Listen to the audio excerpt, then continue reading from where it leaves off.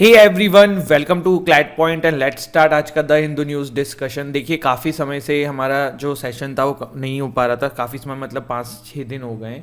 तो मुझे जो है वो डेंगू हो गया था, इस वजह से मैं क्लास नहीं ले पा रहा था।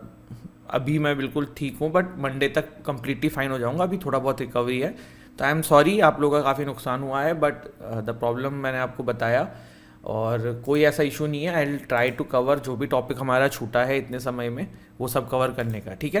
तो चलिए देखो, आज का जो फ्रंट पेज है द हिंदू का वो है let's proceed with IMEC despite Gaza war says Greek PM।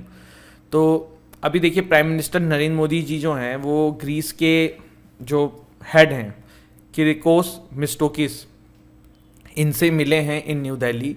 तो वहाँ पे कुछ बातचीत हुई है दोनों के बीच में। देखो, ऐसी चीज़ें जो है ना वो एग्ज़ाम में नहीं आएंगी कि आज से 6 महीने बाद तुमसे पूछ रहे हैं कि भैया उसके PM ने क्या बोला था क्या बोला था, ये ऐसे नहीं पूछेंगे। लेकिन अपने को थोड़ा सा देखो ये पता होना चाहिए। जैसे यहाँ पे एक चीज़ आई कि भैया ग्रीस का हेड कौन है, तो ये नाम आपको पता होना चाहिए।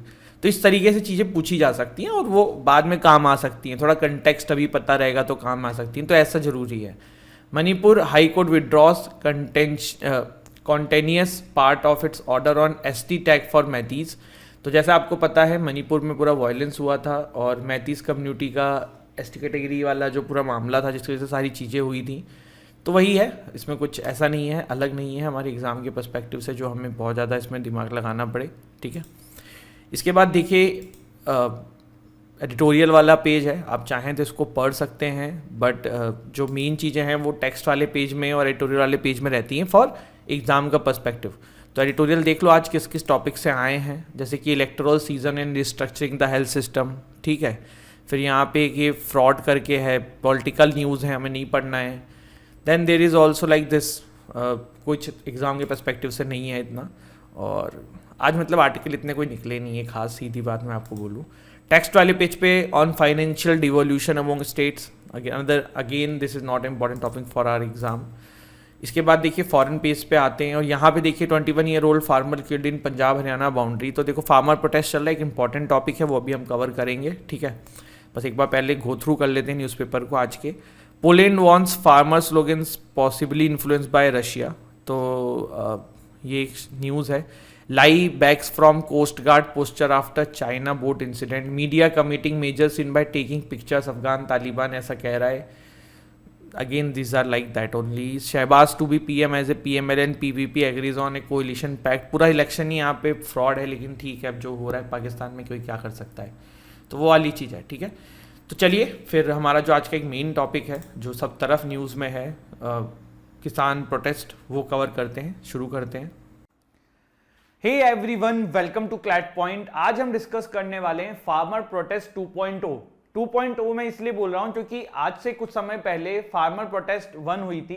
वो बेसिकली हुई इसलिए थी कि हमारे देश की सरकार ने 3 कानून लेके आए थे और उन 3 कानून के अगेंस्ट में, 3 फार्म लॉज के अगेंस्ट में फार्मर्स ने प्रोटेस्ट किया था। और ये फार्मर्स मोस्टली आपके पंजाब एंड हरियाणा रीजन के थे। इसमें आपने ये भी देखा था कि दिल्ली में ये जितने मतलब फ्रॉम पंजाब एंड हरियाणा काफ़ी सारे फार्मर्स ने कूच किया था और दिल्ली में काफ़ी सारी त्रासदी फैलाई भी गई थी। आपको वो लाल किला वाला इंसिडेंट याद होगा जहाँ पे एक फ्लैग लगाया गया था। तो ये सारी चीज़ें उस समय हुई थी। अभी क्या हुआ है, हमारे देश की इंटेलिजेंस एजेंसी ने ऐसा सरकार को बताया है कि 20,000 के आसपास फार्मर्स जो हैं वो आज या फिर 1-2 दिन, अभी यही जो पूरा डेट था इन्हीं के बीच में ऐसा कहा गया था कि आएंगे और 2,000 ट्रैक्टर्स के साथ, और दिल्ली में काफ़ी समस्या देखनी पड़ सकती है। इसके चलते हुए सरकार ने काफ़ी सारे स्टेप्स उठाए, वो भी हम डिस्कस करेंगे और ये भी जानेंगे कि फार्मर प्रोटेस्ट 2.0 हो क्यों रही है। क्योंकि देखो, जो पहली फार्मर प्रोटेस्ट हुई थी वो 3 फार्म लॉज के अगेंस्ट में हुई थी, जिसको बाद में सरकार ने वापस ले लिया था। ऑल दो 3 फार्म्स लॉ जो हैं वो अच्छे थे, लेकिन क्योंकि जो किसान था उनका नहीं पसंद था, तो इस वजह से सरकार ने उसको वापस लिया। एक और बात मैं आपको बता दूं कि क्यों पंजाब एंड हरियाणा के ही किसान सबसे ज्यादा इसमें आपको देखने को मिलते हैं। तो देखिए, जो पंजाब एंड हरियाणा है ना, यहाँ पे जो किसान है ना वो भारत के बाकी राज्यों के किसानों से बहुत अलग हैं। मैं ऐसा इसलिए कह रहा हूं कि पंजाब एंड हरियाणा में किसानों के पास बहुत ज्यादा मात्रा में जमीनें होती हैं और इसके वजह से वो आप कह सकते हो कि रिच फार्मर्स हैं। बाकी जगहों के किसानों को इतना ज्यादा इन सब चीजों का इंपैक्ट नहीं पड़ता है क्योंकि आप एक नॉर्मल उत्तर प्रदेश देख लो, राजस्थान देख लो, मध्य प्रदेश देख लो, यहां पे अगर किसानों के पास आप जमीन देखोगे तो बहुत कम होती है और ये लोग उस पर खेती करते हैं। तो चलिए फिर आज का डिस्कशन हम शुरू करते हैं कि व्हाट आर द रीजंस जिसके वजह से ये फार्मर प्रोटेस्ट 2.0 देखने को मिल रही है और क्या क्या सरकार ने इसको रोकने के लिए स्टेप उठाए। ठीक है, तो देखो आगे बढ़ेंगे उससे पहले मैं थोड़ा सा आपको दिल्ली के आसपास का थोड़ा सा नक्शा समझाना चाहता हूं, जिससे आपको थोड़ा सा बेटर समझ में आए कि आखिर में हो क्या रहा है। देखो ये दिल्ली है और इस साइड से उत्तर प्रदेश से इसका बॉर्डर है, इधर से आप देख सकते हैं कि हरियाणा से इसका बॉर्डर है। ठीक है, अभी जैसे ही सरकार को इंटेलिजेंस के थ्रू ये पता पड़ा कि यार इस तरीके की कोई चीज हो सकती है, सरकार ने रोकने के लिए सबसे पहले यहां पे जो कदम उठाया है वो ये उठाया है कि सारा ये जो राज्य है इसको सील करा दिया है। सील मतलब अंबाला, कुरुक्षेत्र, कैथल, जिंद, हिसार, फतेहाबाद एंड सिरसा, ये जो डिस्ट्रिक्ट हैं यहां पे सरकार ने इस तरीके से बैरिकेडिंग करवा दी है कि कोई भी दिल्ली की तरफ ना आ पाए। इवन पंचकुला भी आप इसमें इंक्लूड करो, तो यहां पे सरकार ने प्रॉपर व्यवस्था करी है कि भैया कोई भी जो है वो दिल्ली की तरफ ना आ पाए। अब आगे हम इस टॉपिक पे बढ़ेंगे, उससे पहले अगर आप क्लैट 2025 की तैयारी कर रहे हो then you can enroll in our Titan batch. अगर आप क्लैट 2026 की तैयारी कर रहे हो then you can enroll in our Prahar batch. दोनों ही कोर्स का प्राइस बहुत अफोर्डेबल है, अफोर्डेबल प्राइसेस पे बेस्ट क्वालिटी कंटेंट देने का हमारा प्रयास रहता है। बुक्स हैं, मॉक्स हैं, पर्सनल मेंटरशिप है, सारी चीजें हैं। जो 2025 का हमारा बैच है वो 21,999 का है मात्र। अगर आप 2026 का बैच चाहते हैं तो 39,999 रुपीज का 2 इयर्स का कोर्स है। आप हमारे मॉक्स भी ले सकते हैं, आप हमारी बुक्स भी ले सकते हैं। And if you are preparing for NLSAT and CLAT PG then also you can visit our website और एप्लीकेशन, जिसका लिंक डिस्क्रिप्शन में दिया हुआ है। अब देखो सिर्फ यही नहीं कि इन जगहों पे अंबाला, कुरुक्षेत्र, कैथल, जिंद, हिसार, फतेहाबाद एंड सिरसा, सिर्फ यहीं पे इंटरनेट सर्विसेज और बैरिकेडिंग नहीं कराई है सरकार ने। एक यहां पे देखिए आपकी रिवर है, घाघर रिवर, ये हरियाणा एंड पंजाब को यहां पे एक पुल है जो जोड़ता है। इस पुल को भी सरकार ने क्लोज करा दिया है। अब ये सब क्यों किया जा रहा है? क्योंकि मैंने आपको बताया लास्ट टाइम सरकार ने इतना अनुमान नहीं लगाया था कि इस तरीके का वायलेंस हो जाएगा, किसान प्रोटेस्ट करने आएगा, प्रोटेस्ट करके दिल्ली के बॉर्डर से चला जाएगा। लेकिन लास्ट टाइम आपने देखा कि बहुत मैसिव लेवल पे वायलेंस देखने को मिला था, और सिर्फ वायलेंस नहीं, इस तरीके की चीज भी देखने को मिली थी कि लाल किला के ऊपर ये झंडा फहराने वाली चीज करी गई थी। देखो लास्ट टाइम ये भी हुआ था कि किसान प्रोटेस्ट को ना कुछ लोगों ने अपने हित के लिए यूज किया, खालिस्तान सपोर्टर्स ने, और उन लोगों ने इसको अपने तरीके से यूज किया और उन्होंने उसका फायदा उठाया। तो ये सब चीजें ना हो, इसीलिए सरकार जो है वो अभी बहुत ज्यादा प्रिकॉशन ले रही है। सरकार दो टाइप से इस बार चीजें कर रही है। पहला तो ये कर रही है कि जो फार्मर्स के लीडर्स हैं उनसे मुलाकात करके, उनसे बातचीत करके चीजें सॉर्ट आउट करने की कोशिश कर रही है। हमारे देश के काफी सारे मिनिस्टर्स जो हैं वो अभी पंजाब गए थे, चंडीगढ़ में उनकी फार्मर्स के जो नेता हैं उनसे मीट हुई थी और उनको समझाने की कोशिश करी गई थी। आपके जो मान साहब हैं चीफ मिनिस्टर ऑफ पंजाब, वो एज ए मीडिएटर की तरह काम कर रहे थे और सेंट्रल गवर्नमेंट एंड फार्मर्स के बीच में उन्होंने काफी वार्तालाप कराई। तो पहला तो ये तरीका है। दूसरा, सरकार ने यहां पे डेटरेंस भी शो किया है। उन्होंने कहा है कि अगर इस बार किसी ने भी वायलेंस करने की कोशिश करी, उसकी प्रॉपर्टी, उसका सब कुछ सीज कर लिया जाएगा। सरकार जो है वो बहुत तगड़े एक्शन लेगी। और एक बात और है, इस बार का प्रोटेस्ट लास्ट बार के प्रोटेस्ट की तरह सेम नहीं होने वाला है, क्योंकि लास्ट टाइम में संख्या ज्यादा थी। इस बार काफी सारे किसानों ने मना कर दिया, जैसे कि राकेश टिकैत हैं, तो वो लास्ट वाले प्रोटेस्ट में बहुत एक्टिवली पार्टिसिपेट कर रहे थे, बट इस बार इतना नहीं कर रहे हैं। ऐसे ही जो खाप पंचायत होती है पंजाब एंड हरियाणा में, लास्ट वाले प्रोटेस्ट में वो बहुत ज्यादा एग्रेसिवली पार्टिसिपेट कर रहे थे, बट इस बार नहीं कर रहे हैं। तो ये कहा जा रहा है कि इस बार उस लेवल पे लोग नहीं इकट्ठा होंगे जो पहले थे। बट जो भी सब चीजें हो, सरकार यहां पे अपने एंड से पूरा प्रयास कर रही है चीजों को रोकने की। अब बात ये करते हैं सबसे इंपॉर्टेंट। आप भी बोलोगे सर, पहली वाली जब फार्म प्रोटेस्ट हुई थी, फार्मर प्रोटेस्ट हुआ था, तो सरकार ने किसानों की डिमांड मान ली थी, फार्म लॉज हटा दिए थे, तो अब क्यों हो रहा है ये, अब क्या है मामला? तो चलिए फिर जानते हैं। देखो सबसे पहली डिमांड जो है ना, किसान ये कर रहा है कि एमएसपी जो है इसको इंप्लीमेंट करने के लिए एक लॉ लेके आया जाए। एमएसपी मतलब मिनिमम सपोर्ट प्राइस। पहले मैं जल्दी से आपको ना मिनिमम सपोर्ट प्राइस क्या होता है समझा देता हूं, ठीक है? बहुत सारे लोग को मैं मान के चलता हूं नहीं पता होगा, तो अपन इसको समझने की कोशिश करते हैं, बहुत लेमन लैंग्वेज में समझेंगे, एक एग्जांपल समझने की कोशिश करते हैं। मान लो आप लोग जो है वो किसान हैं, ठीक है, और आप जो है वो आलू की खेती करते हो, और आपका पड़ोसी है जो टमाटर की खेती करता है। इस साल आलू की फसल की जो कीमत थी वो 100 रुपए 200 रुपए किलो थी। आपको लगा कि यार आलू से बहुत पैसा मिलता है, चलो मेरे पास 5 बीघा जमीन है, मैं पूरे पे आलू भिगा देता हूं। और आपके बगल वाले को ने टमाटर उगाया था, ठीक।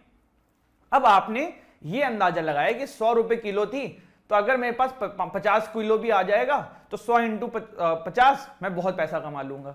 लेकिन हुआ ये कि जैसे ही आपकी फसल तैयार हुई, आलू का दाम गिर के जो है वो 10 रुपए किलो हो गया। अब उस किसान का कितना नुकसान हुआ भैया, उसने पूरा अनुमान 100 रुपए के हिसाब से लगाया था। अब ये 10 रुपए किलो बिकेगा तो 50 किलो का कितना हुआ, 500 रुपए हुआ। मेरी मैथ थोड़ी कमजोर है, लेकिन मुझे जो लग रहा है 500 रुपए हुआ, ठीक है। हाइपोथेटिकल एग्जांपल है, उस किसान का कितना नुकसान हुआ। ऐसी सिचुएशन किसानों के साथ ना हो, इसीलिए सरकार जो है मिनिमम सपोर्ट प्राइस प्रिस्क्राइब करती है, जैसे कि कुछ फसलों की करती है, वो फिक्स फसलें होती है, लेकिन मैं यहां पे हाइपोथेटिकली आपको समझा रहा हूं। तो जैसे आलू है, मान लो सरकार ये कहती है कि चलो अगर 100 रुपए में नहीं भी बिकेगा ना, तब भी हम तुम्हें 60 रुपए पर केजी पे तुमसे खरीद लेंगे। तो भैया अगर जस्ट इन केस आलू की फसल का दाम कम भी हुआ, किसान 10 रुपए मार्केट में बिक रहा है लेकिन सरकार उसे 60 रुपए में लेगी, तो उसका नुकसान कम होगा। तो this is the point, minimum support price यही होता है कि किसानों को काइंड ऑफ एक अश्योरेंस मिल जाता है कि भैया ज्यादा तो छोड़ो, एक मिनिमम इतना प्राइस हमें इस फसल से मिलना ही मिलना है।